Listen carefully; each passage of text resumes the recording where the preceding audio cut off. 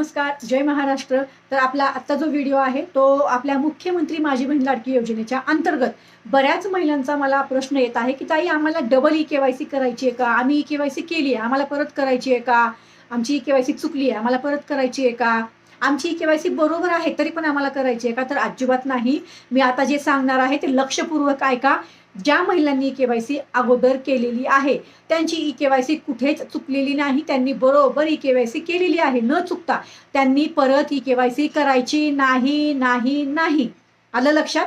ई-के-वाय-सी कोणी करायची आहे परत? ज्या महिलांनी सेल्फ ई-के-वाय-सी अगोदर केली त्या महिलांनी परत ई-के-वाय-सी करायची आहे पोर्टलवर। आलं लक्षात? त्यानंतर तुमचे जे काही डॉक्युमेंट्स असतील दुसऱ्या आधार कार्डचे ते अंगणवाडी ताईंकडे नेऊन द्यायचे आहेत। आलं लक्षात? दुसरं, ज्या महिलांची ई-के-वाय-सी अगोदर चुकली होती, त्यांनी काहीतरी ई-के-वाय-सी मध्ये चूक केली होती, त्या महिलांनी परत ई-के-वाय-सी करायची आहे। मग ई-के-वाय-सी कोण करायची? ज्यांची ई-के-वाय-सी चुकली आहे त्यांनी परत करायची आहे।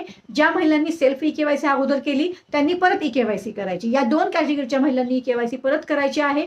ज्यांची ई-के-वाय-सी चुकली नाही, बरोबर आहे, त्यांनी परत ई-के-वाय-सी करायची नाही। आलं लक्षात?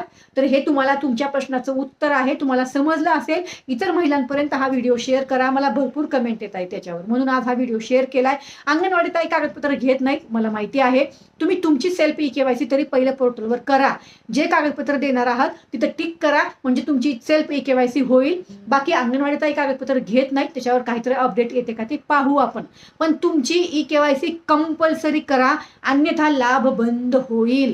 तुम्ही पात्र असाल तरी सुद्धा, म्हणून ई-के-वाय-सी करून घ्या। आलं का लक्षात? चला तर मग परत भेटू। धन्यवाद। जय हिंद, जय महाराष्ट्र।